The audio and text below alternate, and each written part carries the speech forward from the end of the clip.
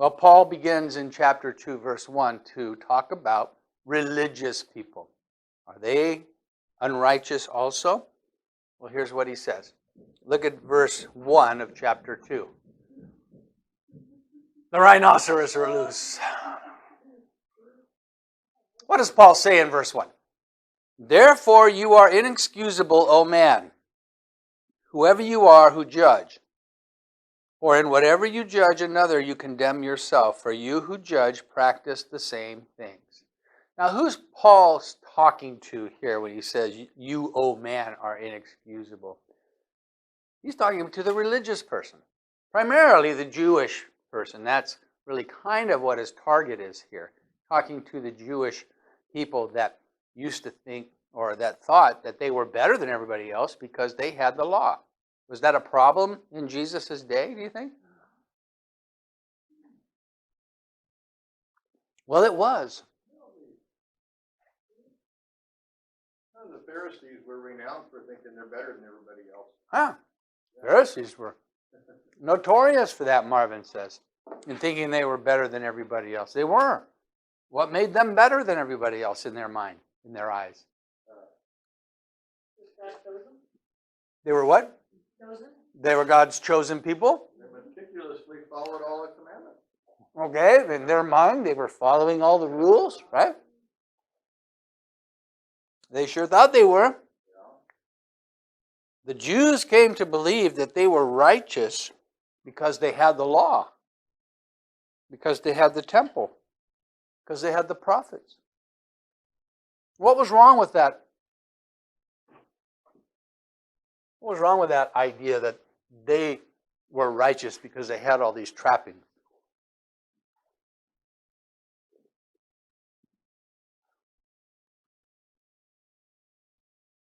Having and doing, are they the same thing?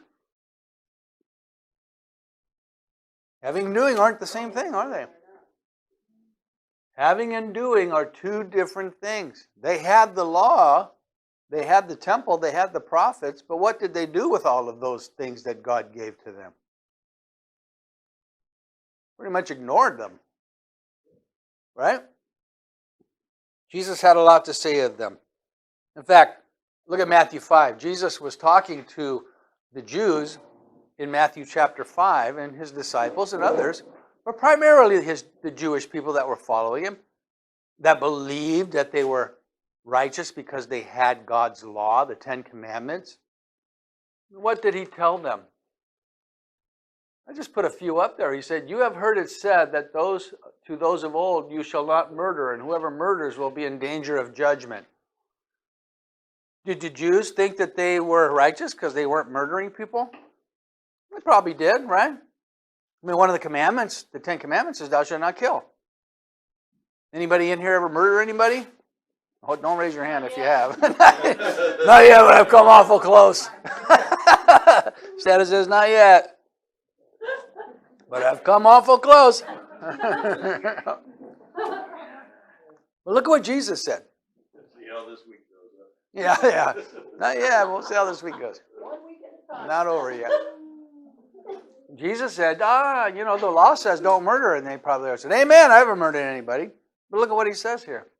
But I say to you that whoever is angry with his brother without a cause shall be in danger of judgment. Oops. Anybody ever been angry with someone without a cause? No, we always have a cause, don't we? Yeah, it's always a cause for me being angry. It's no such thing. It's always a cause. Well, I think we can be honest. Giving that out, without cause. Yeah, I mean, we haven't probably lived up to that one. Sure, we have the law, but what else? Whoever says to his brother, Raka, I don't know what Raka means. Anybody know what Raka means? Shall be in danger of counsel. I guess Raka was some kind of bad word that you'd call somebody if they were bad. But whoever says you fool shall be in danger of hellfire. Oh, okay. Ever call anybody a fool? I'm not sure if he means literally, if you call someone a fool, you'll be in danger of hellfire. But I think what he's saying here is that just flippant condemnation of somebody is not a good thing. How about what he says here? You have heard it that was said of old, you shall not commit adultery. But I say to you that whoever looks at a woman to lust for her has already committed adultery with her in his heart. Oops. That probably gets some of us, huh? Nobody here, but those people out there, right? So what's Jesus doing here? He is saying it's not just the letter of the law, it's what the law means. It's the spirit of the law. And He didn't want us to look at them that way. Why did he make them so? I know, that's really, okay, not good. Oh, okay. No, I agree with you. If he didn't want us to look at them, why are they so curvy? How about this one? You have heard it said, you shall love your neighbor and hate your enemy. But I say to you, love your enemies. Bless those that curse you. Do good to those that hate you. Pray for those who spitefully use you and persecute you. All right, so Jesus is raising the bar here, isn't he? And this is why Paul could say, just being religious doesn't really cut it. You have to actually do what the law says, or do what the rule says. And then even more, because the law itself is just a reflection of the attitude that God wants us to have, and nobody measures up. And so just being religious doesn't count. So what did the Jews do? They had the 10 Commandments, they had all the rituals, they had all the things that God had given to them, and they did something that was something we all do. They substituted ritual and tradition for the truth. Because if you think about it, if you try to measure up to God's standards, that's really hard to live according to God's standards. You hear people say, well, my religion is the 10 Commandments. A lot of cults, you'll talk to them about how to get to heaven. Oh, you follow the 10 Commandments, right? Or someone will say, my religion is the Sermon on the Mount. Do good to those that, do good to others as you would have do unto you. All right, well, that's a good motto to live by. That's my religion. I'll live by that. But the problem is that the Jews didn't just add a few rules. They added like over 500 different rules that you had to follow in order to get to heaven. In fact, so much that Jesus commented on it. And Marvin mentioned this earlier. He said that the Pharisees, what did you say? Pharisees look down on people, or forget what you said. Yeah, they exalted themselves as being better than most. Yeah. And partly because they meticulously followed pretty much all these rules, at least as best. Try to. At least make sure nobody finds out if you don't. Yeah, exactly. Yeah. They made the illusion that they were following them, right? Jesus commented and he said, woe to you, scribes and Pharisees, hypocrites, for you pay tithe of mint and anise and cumin, and have neglected the weightier matters of the law, justice, mercy, and faith. These you ought to have done without leaving the others undone. So Jesus called them on their hypocrisy, because they had added all these rules and they were following them. But were they really doing what God said they should do? Why do you think the Pharisees did all this? Why did they add all these rules? Wasn't the law enough? Wasn't the 10 Commandments enough, and all the laws in the books of Leviticus, weren't those enough to follow? Or you had to follow all these other ones? Why do you think they did that? Any thoughts? So they could say, look at us, or we like. Stannis says, so they could say, look at us, we're following all these rules. And then some. And they were the rules and things that they could follow. Yeah, these rules were things that they could, what Stannis kind of, maybe not. But no, what they did was they came up with rules that they could follow. Okay. They didn't make rules that were so hard they couldn't follow them. They made rules that they could follow. Okay, I'll tie the 10th of this spice, and I'll tie the 10th of that spice, and I'll bring my sacrifice, and I won't carry my false teeth on the Sabbath, and I'll make sure that I'm where I need to be. One of the things that really bothered me when I was in Jerusalem, in the 70s is I was interested in seeing how the Jews worshipped on the Sabbath. And one of the things that the Jews did, the Sabbath started at 6 o'clock on Friday, and it went till 6 o'clock on Saturday. So Friday afternoon, I made it a point of being down at the Wailing Wall. The Wailing Wall is a wall made out of stone that's in Jerusalem that is actually a remnant of the original temple wall that enclosed the Temple Mount where the temple was.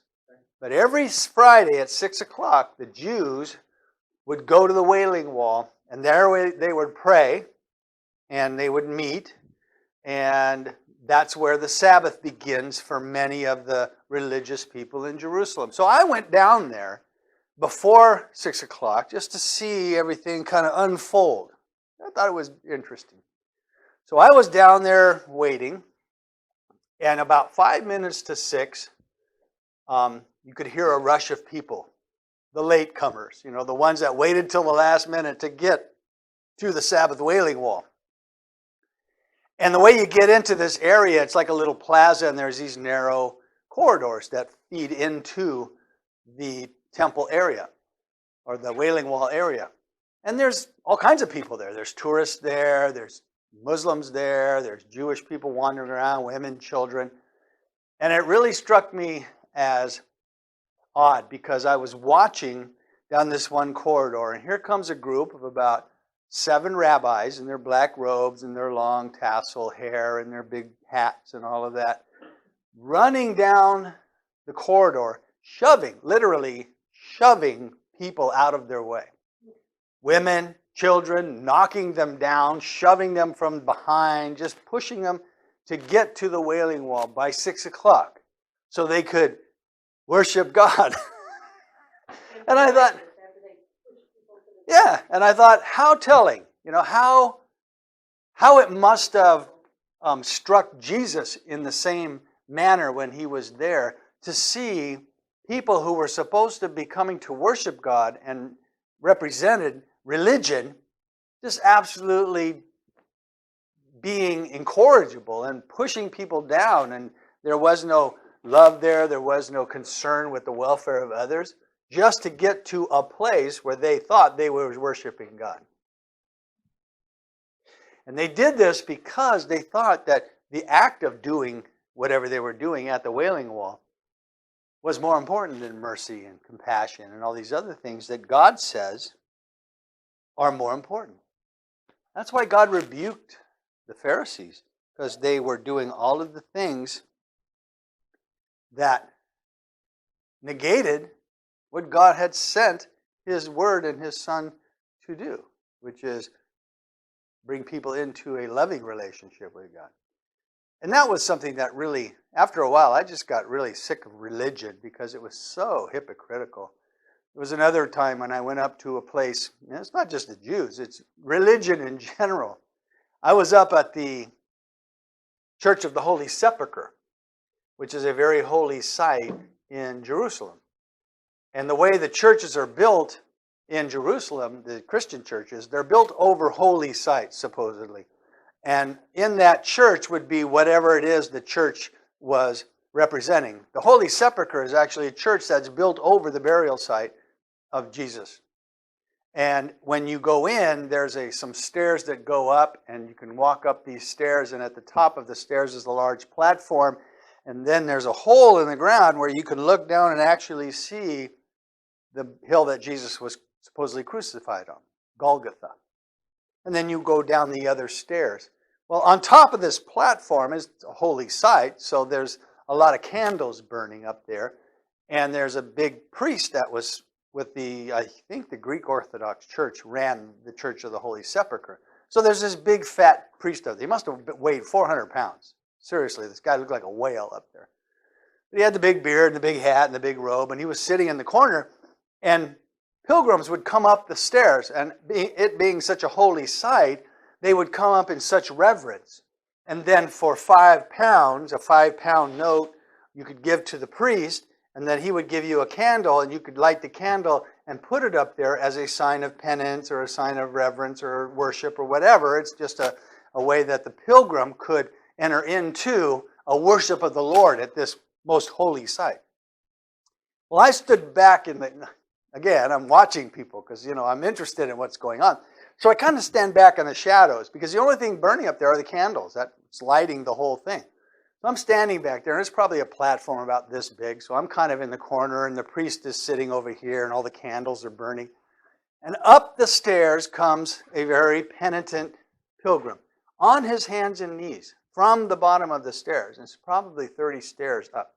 So he's on his hands and knees crawling up to the top as a sign of penance and reverence to the Lord. And he hands the priest some money. So the priest takes it and holds on to it. And the man gets his candle and he lights it and he puts it in the thing. And he crawls down the other side of the stairs, right? As a sign of true worship and reverence for the Lord. So the priest is sitting there and he reaches in his pocket and he pulls out the note that the man gave him, and he saw it was only a 2-pound note, not a 5-pound note. So what do you think the priest did? No, put the note back in his pocket. He wasn't giving up the money. But he pulls the man's candle out of the thing and blows it out. Puts it back up. Not enough money for that pilgrim to worship God with that candle. And I just watched that, and I just thought, that's just wrong. Right? That's just wrong. But that's what Jesus had to deal with, and that's what Paul is pointing out here, is that it isn't the laws or the rules that we make. It's what you do with them. And the Pharisees and the Sadducees had taken the law and replaced it with traditions that they could follow. And Jesus commented on that in Matthew 15. He says, "Then the scribes and Pharisees who were from Jerusalem came to Jesus saying, 'Why do your disciples transgress the traditions of the elders? We have these rules in place. You're not following them. They don't wash their hands when they eat bread.'" You're kidding. Oh my gosh, that's terrible. But Jesus said to them, "Why do you transgress the commandment of God because of your traditions? Hypocrites. Well did Isaiah prophesy about you, saying, 'These people draw near to me with their mouth and honor me with their lips, but their heart is far from me. In vain do they worship me.'" And that's the problem. That's the problem with religious people in general who aren't really interested in a relationship with God, but just being religious. It ends up being in vain because they teach the doctrines and commandments of men so that they can measure up and feel righteous. But are they righteous? No. Not in God's eyes. No one right. There's none righteous, not one. The problem with religion is even if you have a set of rules that you can follow, do you follow them very well? No. And it's not just the Jewish people in Jesus' day that were guilty of this hypocrisy. How are Christian denominations guilty of this type of hypocrisy today? Can you think of anything that we do in the Christian community that might equal some of the hypocrisy that Jesus saw in his day among the religious people who are replacing the commandments of God with just traditions? I mean, like, how big a Bible do you carry around? I got a bigger Bible than you. Some churches, you have to wear a tie and a shirt, or you are not welcome. I never belonged to a church like that. No, you wouldn't. You'd notice it right away because out here in the West, it's mostly churches more back east. Sure. There's a lot of churches back east that you do not wear pants like you wear slacks. And your shoes better be shined, and your tie better be straight, and you better be smelling nice and looking nice when you show up, because that's just how church is. I remember watching a documentary. Have you ever heard of the Jonas Brothers? Jonas Brothers were they are a famous three-brother group. Made it big on Disney and then made it big in the record industry. Did you know they came from a very, very religious background? In fact, their father was a pastor of a church back in the East. And the Jonas Brothers sang in church. They were very good. They were very musical, and so they played on the worship team, kind of like we are. And the pastor was the pastor of the church.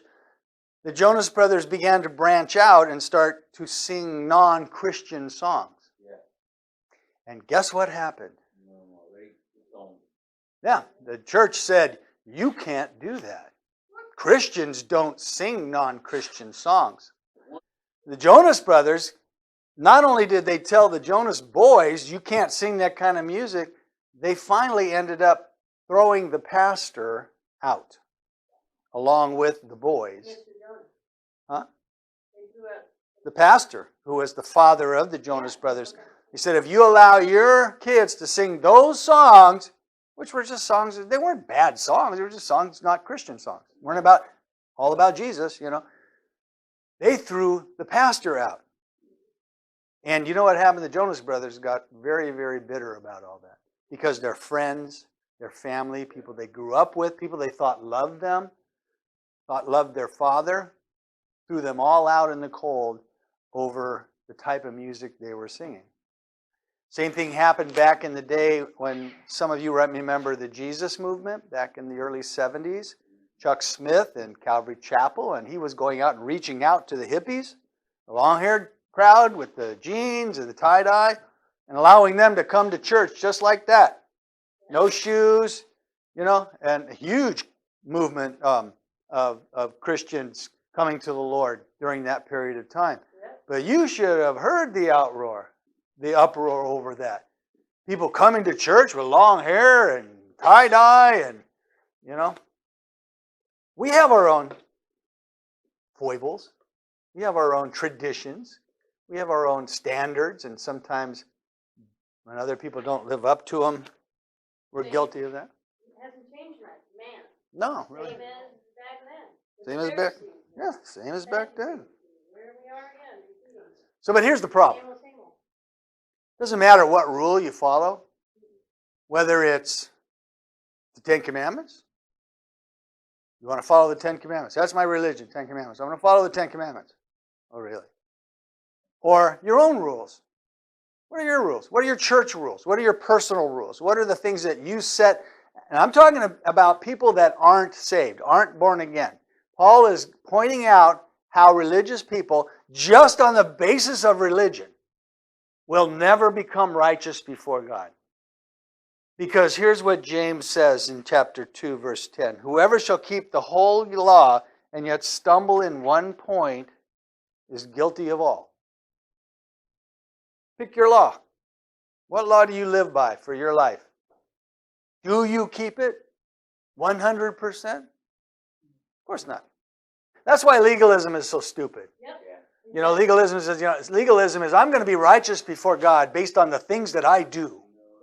And so I don't drink, I don't chew, I don't run around with girls that do, I sing all the right songs, I carry the right Bible, I wear the right clothes on Sunday. Nobody sees me doing anything wrong. Not that I don't do anything wrong, they just don't see me because I'm pretty clever. I got all my rituals right, I got all my traditions right. And that makes me better than you because you don't do those things. But it is by grace. So are traditions or rituals bad? I mean, we've been talking a lot about traditions and rituals. Are they necessarily bad things? Right? I mean, do we have any rituals here in the church? In our church? We did one this morning. Baptism? Not baptism. No. This is my Bible. Oh. Is that a ritual? Yeah. Sure, it's a ritual. Is it bad? No. It's not bad. Not something we're required to do. Not required to do? It's not necessarily It's the bad. attitude behind it. Well, I'm better than you because I'm standing up here saying this is my Bible. Okay, Stana says it's not necessarily bad unless your attitude behind it is like, this is my Bible, where's yours? Yeah, exactly. You don't have one, you're not as good as me, I got mine. Get out, 'cause you're not You got a tablet? No, you need a real thing here. Paper, that's what it's about. So how can traditions help or hinder us in achieving godliness? I think Vern pointed out something that's important. Let's repeat that. How can traditions help or hinder us? How about help us? How can traditions help us? They help us to focus on the true meaning, which is that they point us toward Christ. Yeah. Yeah. And our traditions and rituals can help us focus on the things of God. In fact, the Old Testament is full of them. What did the Jews do? What did the Hebrews do when they crossed the Jordan and got to the other side? What did they do? Does anybody remember? They built something. They built a pile of rocks. They brought rocks out of the middle of the Jordan River and they built a big pile of rocks. Is that because they like piles of rocks? Kind of. Set up some sort of altar or something? It was a reminder so they could see that and remember what they came through. Yeah. Those rocks were in the Jordan. We brought those out. Helps the children. Hey, Daddy, what that rock pile there for? So, are there any traditions that you do or have experienced that have helped you in your walk with the Lord? It's a ritual. Getting behind the wheel of a car and I pray. How about praying before meals? There's nothing in the Bible that says you're supposed to pray before eating, but we do it. Sure, we do it. Yeah. Just before you go to sleep, pray. Ask the Lord. Most of what we do at Christmas time with Christmas trees and wreaths and sending out Christmas cards and things, these are traditions and rituals that we do because it reminds us of some higher purpose, some higher truth. And there's nothing wrong with rituals and traditions. But here's some things that rituals shouldn't be. It shouldn't cause us to find fault with others. Just because you have a ritual or tradition someone else isn't doing, don't make you any better. This is where the Jews ran into problems. This is where religious people run into problems. Because they think that somehow their religion or ritual is better. It shouldn't contradict God's word.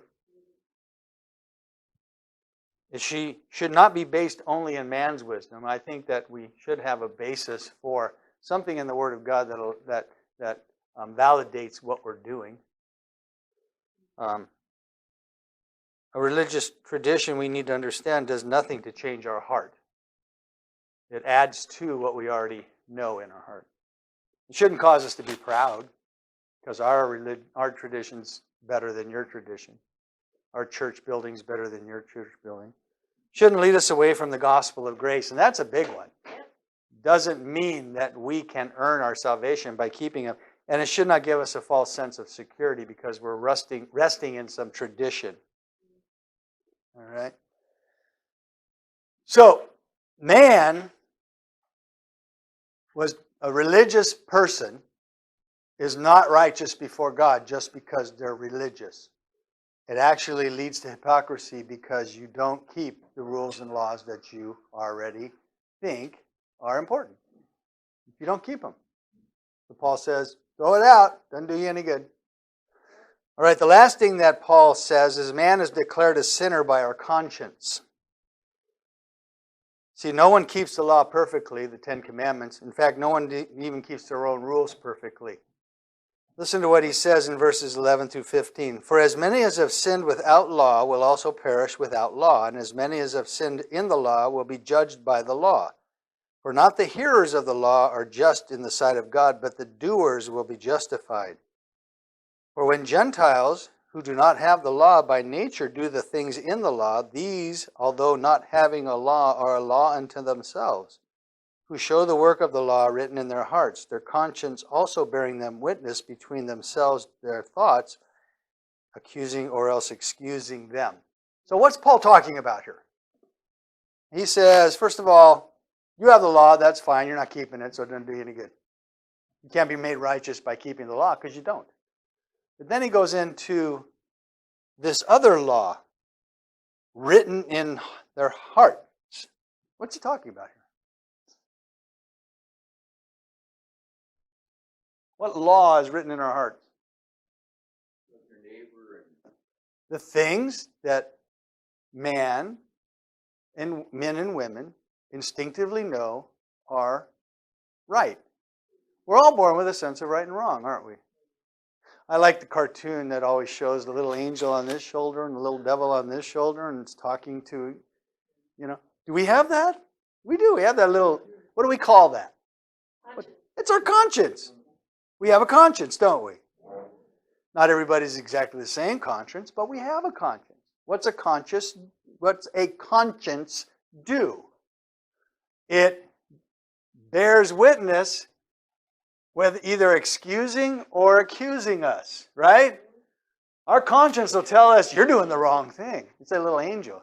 Don't do that. That's the wrong thing to do. And the devil's like, get rid of that guy. He's making us miserable because he's such a goody-goody.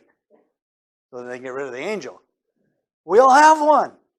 We all have a conscience. And that's what Paul is talking about here.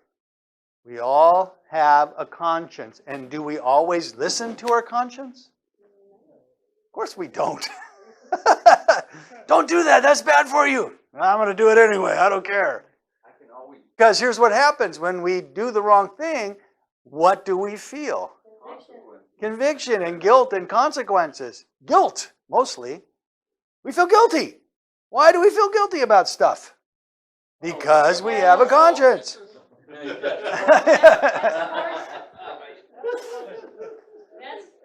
how Yeah, God created us with the knowledge of Him in our hearts so that we instinctively have a sense of right and wrong.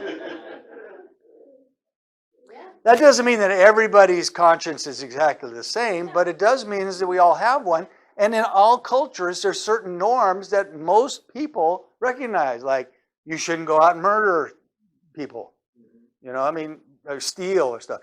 There's some exceptions to that, but for the most part, the human race, humankind share similar values. We know good from evil, and that is instinctive in all of us because God puts it in us. That's how we are without excuse. That is exactly why we are without excuse, because whether you have the law or whether you don't have a written law from God, we still have God's law in our heart, and it tells us right from wrong, and we don't always do the right. So what Paul is saying is your own conscience it should be enough to let you know that you are a sinner. I was but I read a book from a psychiatrist one time. And in the book, it made the statement that if you could get rid of guilt, just guilt, if you could get rid of guilt somehow, you would eliminate about 90% of the mental illness that's out there. People coming into his office seeking counseling. He said, if you could get rid of guilt, you would solve almost everybody's problem. Because guilt is such a huge, huge factor in whether or not people are mentally whole or not. Okay. What's that? You're talking about politicians? No, they're not. They don't have a guilt. I don't think that's the one group that may not have a conscience. I don't know. Has our society done a lot to try and get rid of guilt? Yeah. It's not your fault that you feel guilty. It's society's fault that you are the way you are. Don't you feel guilty? I was just listening to a show. If you're fat, it's not your fault. What? If I'm fat, how can it not be my fault? I don't know. Fat shaming now. Fat shaming. Don't let people fat shame you. Because if you're fat, it's not your fault. If you didn't actually choose to eat all that stuff. If you're an alcoholic, it's not your fault. So much of our society now is geared to not making people feel guilty about anything. Transgender and this and that, and I'm not talking about those kinds of anything. If you go out and steal, not your fault. Now they're trying to say that if you go in and bust into somebody's property, let's say you go in and bust into a store and you steal stuff from the store, the police are supposed to find out why you stole it. Because if you stole it because you were hungry, then you shouldn't be prosecuted for that. Not your fault. If you're not hungry, maybe you've been deprived somewhere else in your life. Yeah. I don't have a pair of $130 Air Jordan sneakers. I should be able to go in and steal them because someone has one and I don't. But our society is actually doing that, just trying to get rid of all guilt. The world. The evil world. That's right. So what have we come to? History shows that religion, even a God-given religion alone, can't produce righteousness. And that's exactly what Paul's trying to say. Because just cleaning the outside of the cup is not enough. The heart must be changed. Man's true problem can't be solved by outward ritual, but must be by inward transformation. And that's what Paul is getting to. And this is why he says, all of the things that he says here about man's unrighteousness being historical and evidenced by their response to creation, our corrupt passions, corrupt character, religious hypocrisy. So, Paul had the thesis, and we were saying that Paul is supporting or not supporting his thesis, and that is that all have sinned and come short of the glory of God. There's none righteous, no, not one, not anybody that does good. Do you think Paul has supported his thesis? I think he's done pretty well. Right. He has supported his thesis that all of us, every one of us, no matter who we are, no matter what our background, is that what that is? Yeah, sorry. It's just a bunch of dirty, rotten sinners. So how can God, who is just, save dirty, rotten, sinful man and still be just? That's the question Paul brings us to. How can God be just and still save? If God's just, what must he do to sinful people? He has to require payment. That's right. Must require payment for that sin. And the payment of the wages of sin is death, eternal separation from God. So Paul's going to answer the question, how then can sinful man be brought into the presence of God? If we're all unrighteous, how does God do that? And still remain just. He can't open the back door and just kind of sneak us in, right? He can't let us come in there in our sinful nature, in our sinful condition. So Paul is going to answer that question. He's established the thesis. We're all unrighteous. So how does God save us then? How does God make that happen? So we'll stop there. And next time we'll get into that. That's chapter 3. We'll start in chapter 3.